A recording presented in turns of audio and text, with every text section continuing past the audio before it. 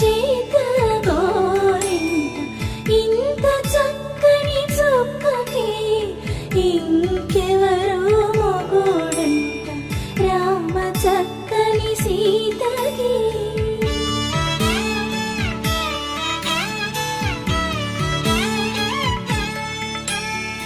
ఉడత